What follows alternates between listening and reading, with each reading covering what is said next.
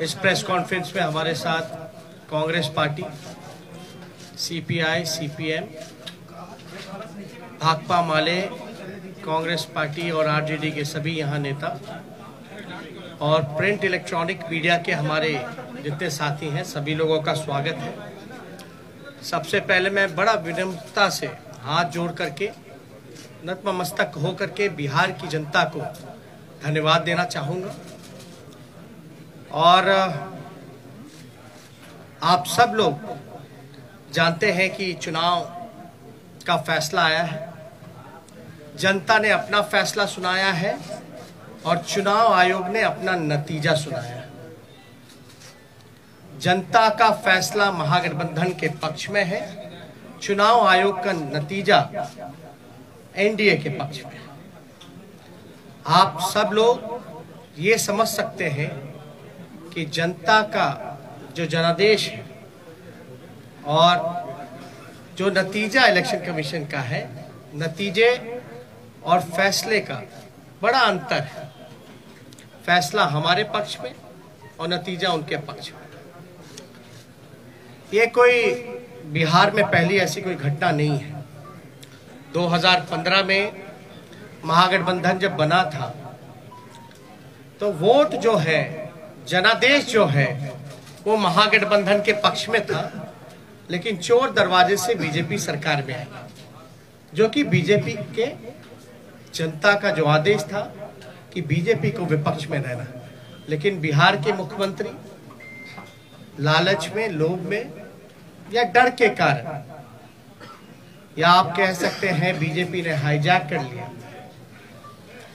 BJP की सरकार रही, कहा जाता है डबल इंजन की सरकार, लेकिन पूरे चुनाव में हम लोगों ने जो सही मुद्दा था, जो जनता का मुद्दा था, चाहे सरकारी नौकरी रोजगार के सवाल पे, गरीबी, भूखमरी, पलायन, मजदूर, किसान, शिक्षा, चिकित्सा, या आप कह सकते हैं नियोजित शिक्षकों की जो समान काम समान वेतन या स्वयं सहायता समूह के मानदेय की बात रही हो, नौकरी की बात रही हो, उसको लेकर के हम लोग बड़े सकारात्मक रूप से हम लोगों ने मुद्दा बनाया।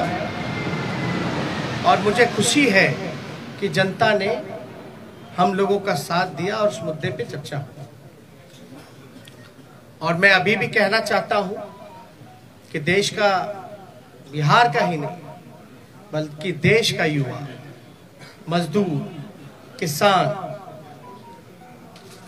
स्वयं सहायता समूह, जीविका दीदी हो, आंगनबाड़ी हो, आशा वर्कर हो, विकास मित्र हो, नियोजित शिक्षक हो, जो हमारे श्रमवीर रहे हो, आज सब लोगों में आक्रोश है।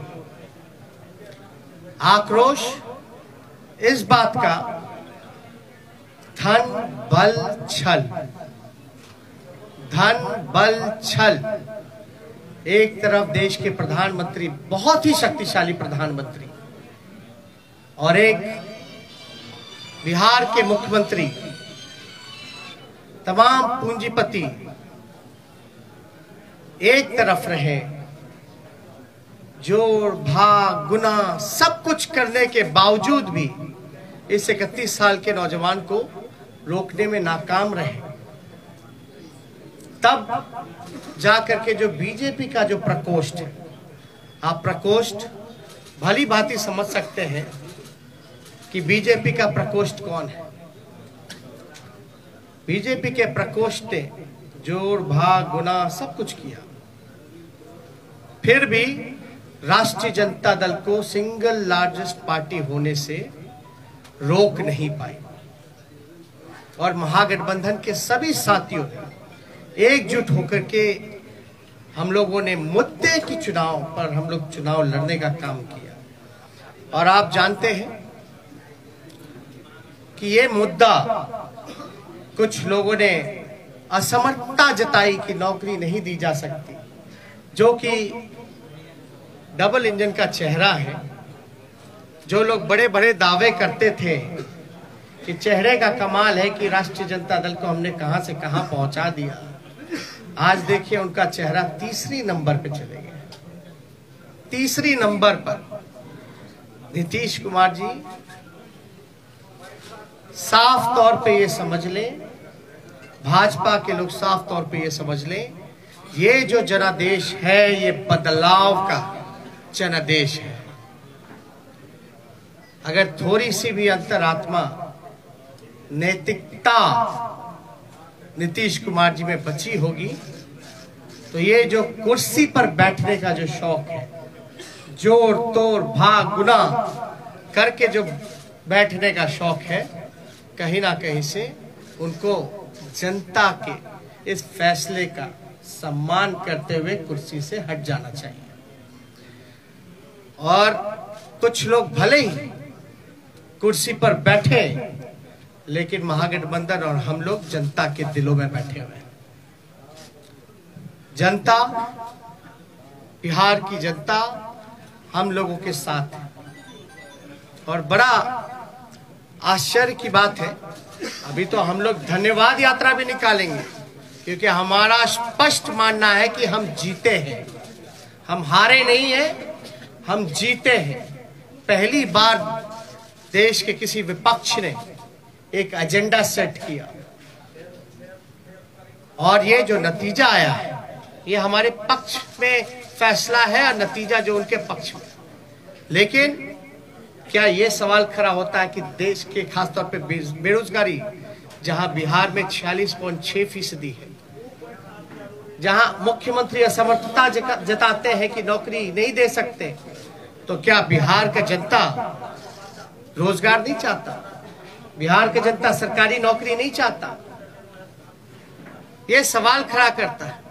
और हम लोग तो धन्यवाद यात्रा में भी जल्दी ही जाएंगे, लेकिन सरकार में अगर जो लोग छल कपट धन बल के कारण जो लोग बैठ रहे हैं, उनसे हम कहना चाहते हैं कि 4 दिन की ही चांदनी है, लेकिन अगर 19 लाख रोजगार, समान काम वेतन नियोजित शिक्षकों को, स्वयं सहायक समूह को अगर मानदेय, शिक्षा चिकित्सा अगर नहीं सुधरी जनवरी तक के महीने पर, तो हम महागठबंधन के लोग बड़ा आंदोलन करने का काम करेंगे। दूसरा पहलू, कुछ लोग बड़ा कहेंगे कि हार गए तो लोग रो रहे। नहीं, हम लोग रोने वाले लोग नहीं हैं, हम लोग संघर्ष करने वाले लोग, जनता के बीच रहने वाले लोग, सबको साथ लेकर के चलते हैं। जहां भी रहेंगे जनता की आवाज को बुलंदी से उठाते रहेंगे। लेकिन आप सब लोग देखिएगा कि आखिर कहां जोर तोड़ भाग गुना हुआ। तो कुछ सवाल है, हम आपको counting of postal ballot papers की प्रक्रिया बता दें। काउंटिंग पोस्टल बैलेट में एक दिन पहले ही राष्ट्रीय जनता दल के पेज से एक वीडियो जो है एक जारी किया गया था, ठीक चुनाव से पहले। उस वीडियो में साफ तौर पे दिखाया था कि रात के अंधेरे में आरा में रात के अंधेरे में एक गाड़ी निकली, उस गाड़ी में पोस्टल बैलेट के बक्से निकले। चुनाव आयोग बताए कि रात में कोई भी ट्रांसपोर्टेशन, चुनाव के वोट बक्से कोई इधर से उधर ले जाया जा सकता है, नहीं ले जाया।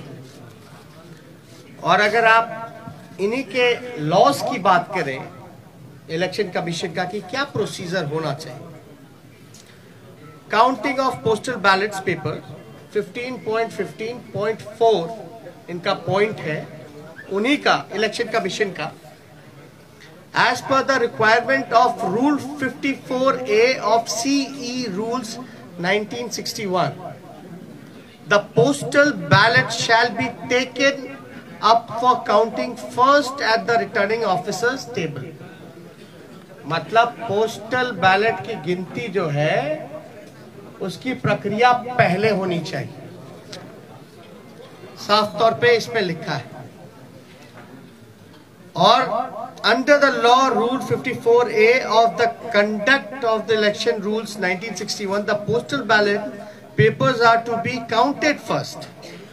It is clarified further that it is not necessary to wait for the counting of postal ballots to be completed before counting of votes recorded in EVM starts.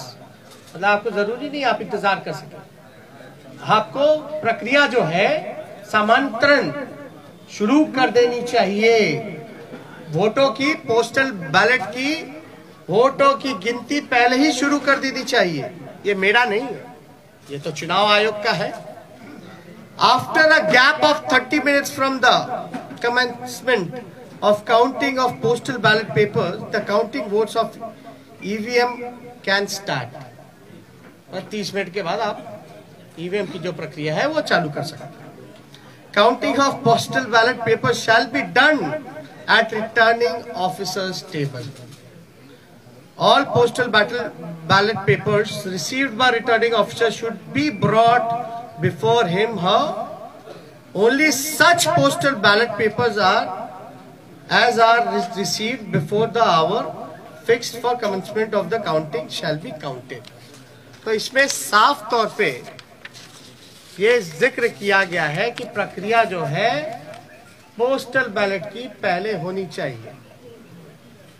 और जरूरी नहीं है कि आप जो है पहले ईवीएम के ही करिए, आप पोस्टल बैलेट पहले काउंट कीजिए, उसके 30 मिनट बाद आप ईवीएम की गिनती चालू कर सकते हैं।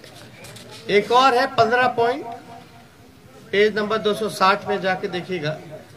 इन case the victory margin is less than total numbers of postal ballot received, then there should be a mandatory reverification of all postal ballots in the presence of observer and the RO. All the postal ballots rejected as invalid, as well postal votes counted in favor of each and every candidate shall once again be verified and tallied. The observer and the RO shall record the finding of re-verification and satisfy themselves before finalizing the result. The entire proceeding should be videographed without compromising the secrecy of ballot, and the video cassettes CD should be sealed in a separate envelope for future reference. इसमें साफ तौर पे है कि आप चाहे postal जो invalid हो या वैलिड हो, आपको ऑब्जर्वर और इन सब के सामने जो है वीडियोग्राफी करा करके इसका सीडी भी जितना वीडियोग्राफ्ट है, कैसेट्स है, इन सब को सील करके रखा जाए। और ये सील का जो ड्यूरेशन होता है ये बड़ा इंटरेस्टिंग है। चुनाव नतीजे के 40 दिन तक इलेक्शन कमीशन को ये अनुमति है कि वो पोस्टल बैलेट्स को जो है सील रख सकते हैं। आप शिकायत जो होगा आपको सेटिस्फाई करना है। You have to satisfy all the candidates whether if they have doubts, because ये इलेक्शन कमीशन की ड्यूटी है। अब एक और इंटरेस्टिंग डेटा आप लोगों को हम बताना चाहेंगे। एनडीए को जो कुल वोट मिला 1,57,728। मैं दोहरा दूं, एनडीए का जो कुल वोट है 1,57,728, जिसका प्रतिशत निकल के आता है ऑल ओवर चुनाव का 37.3। महागठबंधन को वोट जो मिले 1,56,88,458, 1,58,88,458, जो कुल प्रतिशत महागठबंधन का निकल के आता है वो 37.2। हमें मिले 37.2 और एनडीए को मिले 37.3। यानी 1 पॉइंट का अंतर है। पॉइंट वन का अंतर है, जो कि अगर वोट में अगर कन्वर्ट करें तो ये 12,270 वोट का अंतर, यानी एनडीए और महागठबंधन का कुल वोटों का अंतर 12,270 का है। अब 12,000 में वो उनको 15 सीट लीडिंग पे है, आगे है। ये आश्चर्य की बात है कि 12,000 में वो 15 सीटें जीत गए।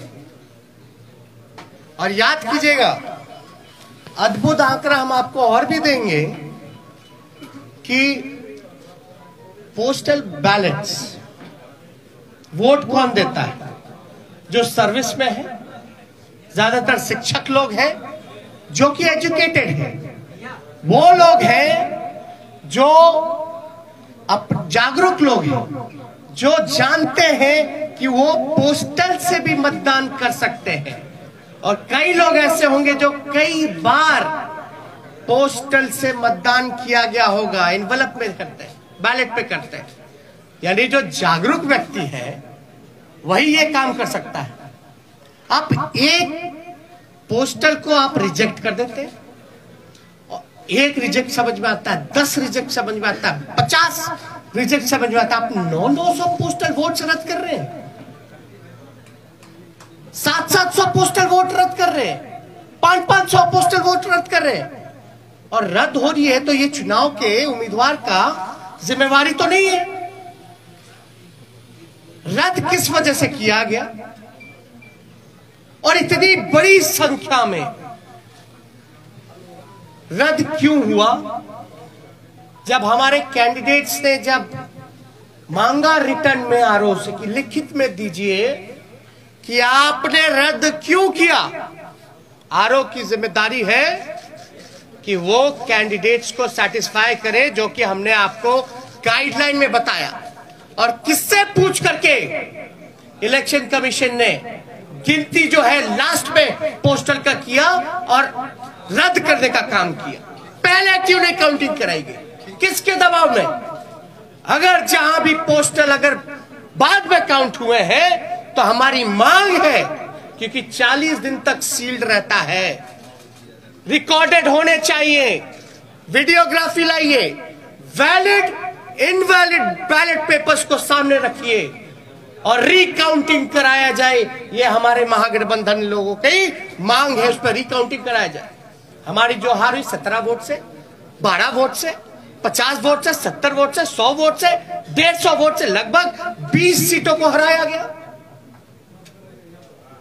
ये कौन जवाब देगा? ये लोग बोलते रहे रोए रोए, लेकिन मेरा सवाल जायज है। चुनौती देता हूं बिहार के मुख्यमंत्री को, जो चोर दरवाजे से सत्ता हटियाना चाहते हैं, सत्ताधारियों को, कि पोस्टिंग पोल, एक सवाल का जवाब दे कि पोस्टिंग जो हुआ है बैलेट का, पोल जो हुआ है वो पहले होना चाहिए या बाद में होना चाहिए? वही लोग बताएं, मेरा सवाल। अब बाद में हुआ तो किसकी गलती है? बस इतना सा मामूली सा सिंपल आंसर हम जानना चाहते हैं कि आप जो गाइडलाइंस है चुनाव आयोग का, साफ तौर पे इस पे लिखा हुआ है, इस पे साफ तौर पे लिखा है 15.15.4 counting of postal ballot papers पर, इस पे साफ तौर पे लिखा है। बताएं अगर काउंटिंग कराने में क्यों नहीं करा रहे भाई? हम लोगों के कैंडिडेट डिमांड करते रह गए, लेकिन हमारी बात को सुना नहीं गया, हमारे उम्मीदवारों को सुना नहीं गया। लास्ट में कई जगह तो ऐसा हुआ, राघोपुर का ही हम बता दें, राघोपुर का हम अपना बता दें, 3 बजे तक प्रक्रिया पूरी कर ली गई, रात के 11 बजे सर्टिफिकेट मिल गया। 11 बजे मेरा तो 37,000 का डिफरेंस था, लेकिन जहां कम मार्जिन, जहां हम जीत रहे थे, वहां पोस्टल बैलेट 900 संख्या में, तो तो आप कराते क्यों भैया? जब रद्द ही करना है तो पोस्टल पे काउंट ही मत कर, वोट ही मत कराइए। अगर पोस्टल का अगर कोई वैल्यू नहीं है, रद्द ही करना है, तो आप वोट क्यों कराते हैं? काउंटिंग प्रक्रिया में क्यों जोड़ते हैं? या तो रिकाउंटिंग कराइए, आपके पास तो पूरा दस्तावेज, सब दूध का दूध, पानी का पानी हो जाएगा, पता चल जाएगा कौन किसके दबाव में काम कर रहा है, किसके इशारे पे काम कर रहा है। तो ये कई जगह तो सर्टिफिकेट दे करके छीनने का प्रयास किया गया। अब आप बताइए, हम सबूत कहां से लाए? ना मोबाइल ले जाने दिया जाता है, मोबाइल ले जाने दिया जाता तो सब पता चल जाता, ना किसी को प्रवेश किया करने दिया जाता है। हमको तो छोड़ दिए, मीडिया के लोगों को भी प्रवेश नहीं करने दिया जाता है। और लोग कह रहे हैं कि सबूत ला। कहां से लाए सबूत? सबूत तो वहीं से आएगा ना जब आप इसकी रिकॉर्डिंग निकालिएगा, सीसीटीवी की, वीडियोग्राफी की। वैलिड इनवैलिड जो क्यों निकाल के दिखाओ ना जनता को। क्या जिनका रद्द किया गया वोट, क्या तो आप वोटर मानते ही नहीं है? अगर रद्द हुआ तो क्या प्रक्रिया है कि वो फिर से पुनः मतदान करे? चुनाव आयोग के लिए तो एक एक वोट का महत्व है ना। लोकतंत्र में आप 900 वोट पोस्टल बैलेट का रद्द कर दीजिएगा एक कॉन्स्टिट्यूएंसी में, और वो भी एजुकेटेड जागरूक वोटर्स का, जो सर्विस में है, उनके वोट के मान नहीं होगा, तो भाई सवाल तो बनता है। क्योंकि ये लोकतंत्र बचाने की लड़ाई है, और लोकतंत्र कैसे बचे? और एक वोट से हार भी होती है, जीत भी होती है। लेकिन आप देख रहे होंगे ना, चेहरे का चमक कहां चला गया? तीसरे नंबर पर। अब तक सामने नहीं आए, फिर क्वारंटाइन हो गया, फिर क्वारंटाइन हो गया। अरे भैया, अंतरात्मा जगाइए। नैतिकता, सिद्धांत, नीति, विचार सब धूमिल आपने कर लिया। अब आपने तो खुद कहा संन्यास लेने की बात। संन्यास लेने का काम कर रहे हैं तो कम से कम आखिरी के क्षण दिनों में काली अपने मुंह पे मत पुतवा करके जाइए। काली अपने मुंह पर या जनता का हाय लेकर के अपने राजनीतिक सफर का अंत मत कीजिए नीतीश जी। अंतरात्मा जगाइए। इसलिए हम सब लोगों को लगा कि ये प्रेस कॉन्फ्रेंस करना, और मैं पुनः बिहार को धन्यवाद दूंगा, धन्यवाद यात्रा करूंगा। भले ही छल कपट से कुर्सी पे ना बैठ पाए, लेकिन जो लोगों ने अपने दिलों में बैठाया है, इसके लिए हम जरूर जनता को धन्यवाद देंगे। और हमारा मानना है महागठबंधन की जीत हुई है, डबल इंजन की हार हुई है, जनता हमारे साथ है। और कुछ प्रकोष्ठ के लोग जो नतीजा, फैसला नहीं, जिन्होंने नतीजा सुनाया है, वो भी तो किसी के दबाव में काम कर। तो इसलिए ज्यादा कुछ ना कह के, अगर आप लोगों का कोई सवाल हो तो उसका जवाब देना चाहिए। एक मिनट, सवाल बहुत संगठित तरीके से पूछेगा, एक पर एक। हाँ, आप पूछिए। क्या महागठबंधन बिहार में फिर से सरकार बनाने की कोई कोशिश करेगी? कहीं से उम्मीद वैसी है, या फिर और कोई आंकड़ों के द्वारा सरकार बनाने की कोई कोशिश होगी? देखिए, हमने साफ तौर पे बोला, ये मैंडेट जो है बदलाव का मैंडेट है। ये जनादेश जनता ने बदलाव के लिए दिया। तो जो लोग बदलाव के साथ हैं, इन चीजों को समझेंगे तो जरूर वो अपना फैसला लेंगे। क्या आरजेडी इस कोशिश में है कि जो छोटे दल को साथ में लिया जाए? अभी आपको हमने तो साफ तौर पे बोला कि ये जनादेश जो है बदलाव का है। ये उनके ऊपर है कि वो जनता के साथ, इस फैसले के साथ रहते हैं नहीं रहते। इधर से एक सवाल। तेजस्वी जी, कांग्रेस को 70 सीटें आरजेडी ने दी, महागठबंधन में 70 सीटें मिली, 19 सीटें वो केवल जीते। उनके ही नेता कह रहे हैं कि हमारी वजह से तेजस्वी की सरकार नहीं बन पाई। आपका क्या रिएक्शन है इस पर? क्या आपको मलाल है कि आपने कांग्रेस को 70 सीटें दे दी? पहली बात, महागठबंधन हम लोग मजबूती के साथ चुनाव लड़े, हम लोग एक दूसरे के साथ मजबूती के साथ खड़े हैं। कौन क्या कहता है ये विश्लेषण का समय नहीं है।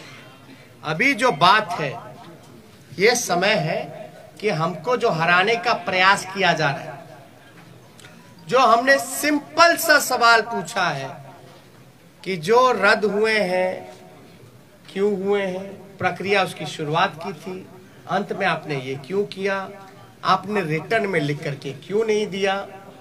मेरा अभी भी मानना है कि लगभग ऐसे 20 सीटें जो हैं हम लोगों को हराया गया है।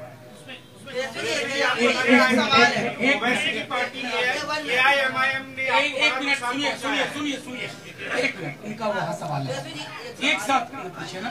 सवाल ये है कि 119 के आंकड़ों तक आपने छुआ, फिर 108 हो जाता है, फिर 110 पे उसको कर दिया जाता है। चुनाव आयोग 5 घंटे इतने में उलझा के रखता है, इसको लेकर क्या कहना है? और कहीं ना कहीं ओवैसी ने आपको जो है एक तरह से देखा जाए तो नुकसान पहुंचाया।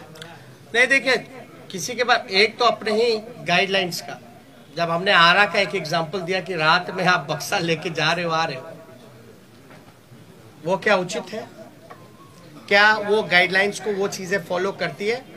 वो तो एविडेंस हुआ ना, वो तो एविडेंस है। वीडियो में आपका आईडी कार्ड भी दिख जाएगा, बैलेट पे बक्से जो रखे हुए हैं स्टील के उसमें नंबर भी दिया जाएगा, गाड़ी का नंबर भी मिल जाएगा। तो उसमें हम तो स्पष्ट रूप से मान रहे हैं कि हमको तो कम से कम 130 सीटें महागठबंधन को मिली है। 130 सीटें मिनिमम महागठबंधन को मिली है।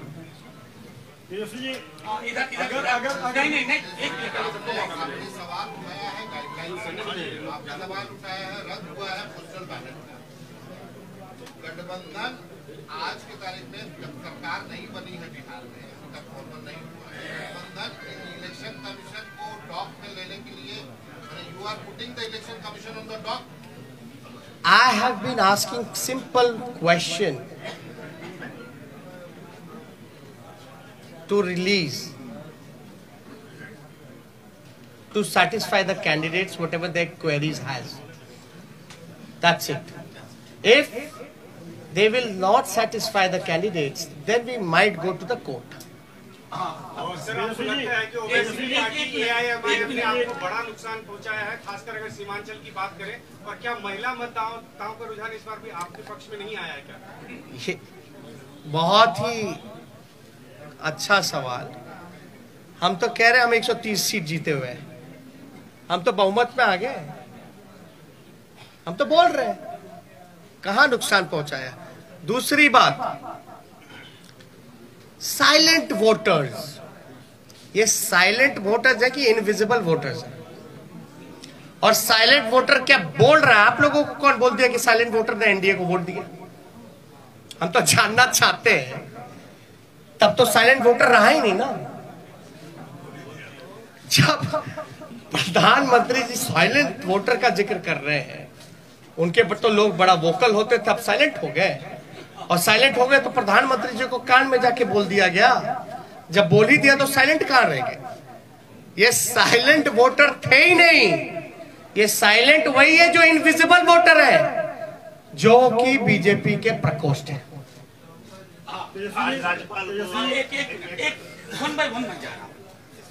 तेजस्वी जी, नीतीश कुमार कहते हैं कि महिलाएं आज भी उनके साथ है, महिलाओं का साथ रहा इसलिए उन्होंने सत्ता वापसी फिर से करनी है। दूसरी बात, आप कह रहे हैं कि हमारे साथ अन्याय हुआ है, तो क्या न्याय पाने के लिए कोर्ट का दरवाजा खटखटाएंगे, सुप्रीम कोर्ट, हाई कोर्ट जाएंगे आप लोग? देखिए कौन किसके साथ है, कहां किसके साथ है, हा? लेकिन हमारे आंकड़े के हिसाब से जो कैंडिडेट वहां रहे, हम तो 130 पे हैं। हम तो ये कह रहे बिहार की जनता हमारे साथ है। आप क्यों जोड़ गुना भाग करा करके आप सरकार हथियाना चाहते हो? पहली बात, महिलाओं की जहां तक बात आएगी तो जब सरकारी नौकरी मिलता है तो उसमें महिलाएं नहीं है? आप देखिएगा महंगाई इतनी बढ़ गई तो क्या महिलाओं के किचन को इफेक्ट नहीं किया? सिलेंडर का दाम क्या है? घर का बिजली बिहार में सबसे महंगा है, क्या वो महिलाओं को असर नहीं करता है? ये महिला को अगर पहले नुकसान होता था अगर शराब का, घर का, पैसे का, तो 200 रुपए का, आज नीतीश कुमार जी की वजह से जो ब्लैक मार्केट बन गया है वही 200 रुपए से ज्यादा 500 रुपए का घाटा हो रहा है महिलाओं को। तो कहां से उनके साथ महिलाएं भाई? ये सब केवल एक स्क्रिप्टेड प्रोपेगेंडा चलाया गया है, और जो कि इस इलेक्शन में ये जितने स्क्रिप्टेड प्रोपेगेंडा चलाने की कोशिश की गई, अरे आपने तो देखा इस चुनाव में इतने शक्तिशाली पीएम हो, मुख्यमंत्री हो, अब शब्द भी मेरे को कहा, मेरे परिवार को कहा, फिर भी हम आशीर्वचन के तौर पे हमने चुनाव लड़ा। तो कहां से आपका? देखिए सिंपल, मैं तो सत्ता में बैठे लोगों से भी पूछना चाहता हूं कि आप बताइए प्रोसीजर क्या है पोस्टल का, गिनती की क्या प्रक्रिया है, क्या वो फॉलो हुई है, नहीं हुई है? अगर हुई नहीं हुई जो भी छोड़िए अलग बात, या हमारे जो उम्मीदवार रहे अगर वो कोई क्वेरी इलेक्शन कमीशन को उस समय पूछ रहे थे तो उस समय इनकार क्यों किया गया, लिखित तौर पे क्यों नहीं दिया गया? और अब हम सभी उम्मीदवार जो है लिख करके इलेक्शन कमीशन को भेज रहे हैं, और हमको तो सीडी भी चाहिए, वीडियोग्राफी भी देखना है। इससे पहले कि मैं अगला सवाल तेजस्वी जी के लिए लूं, मैं एक चीज और उसमें जोड़ देना चाहता हूं। इस बार सबसे बड़ा पोस्टल बैलेट का आधार था नियोजित शिक्षकों की।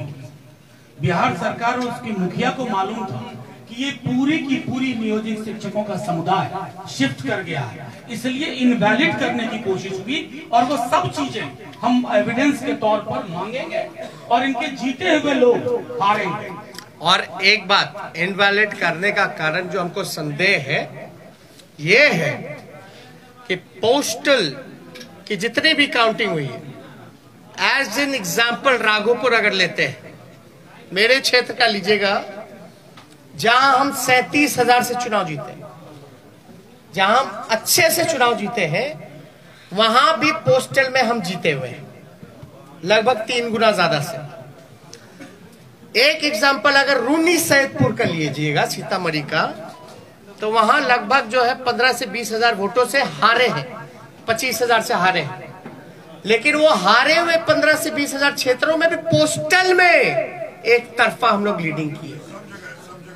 यानी पोस्टल में जो मनोज झा जी ने कहा कि ज्यादातर पढ़े लिखे लोग शिक्षकों का, नियोजित शिक्षकों का रहा है, जिन मुद्दों के साथ हम समान काम समान वेतन दिलाने की जो बात कही थी, हमारे पक्ष में वो वोट मिले जिसको रद्द किया गया।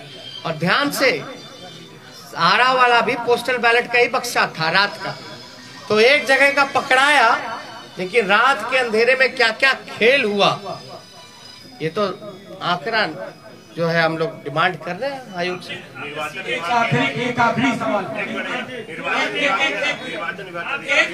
मिनट, अरे नहीं ऐसे वो हाथ पहले से राजभवन गए थे और उनसे जब सवाल किया गया कि विपक्ष जो आरोप लगा रहा है उस पर क्या कहना है उनका, उन्होंने कहा कि हमने विपक्ष को कहा है। अरे भैया भाई सुनिए, समझ गए आप एक मिनट, गवर्नर चुनाव लड़ रहे थे क्या? नहीं, एक मिनट बात सुनिए, गवर्नर चुनाव लड़ रहे थे क्या? चुनाव कौन लड़ रहा था? कैंडिडेट। इस गाइडलाइन में क्या लिखा है इलेक्शन कमीशन का? किसको सेटिस्फाई करता है, गवर्नर को कि कैंडिडेट को? क्या सीडी दिखाए क्या? दे मीडिया को दे दे, अरे मीडिया को दे दे, सब देखे ना। Thank you. जो 20 सीटें आपने चिन्हित की है जिसमें गड़बड़ी की गई है, उसमें आपकी कितनी है और कांग्रेस की कितनी है? वो लिस्ट हम लोग दे देंगे, उसमें कोई वो नहीं है। और अब मैं इस प्रेस कॉन्फ्रेंस की समाप्ति की घोषणा करता हूँ। शुक्रिया। क्या महागठबंधन वीआईपी और हम पार्टी के संपर्क में है? लेट से आया, हमने पहले ही इसका जवाब दे दिया है कि ये जनादेश बदलाव का है और फैसला उनको लेना है कि जनता के फैसले के साथ है कि नहीं।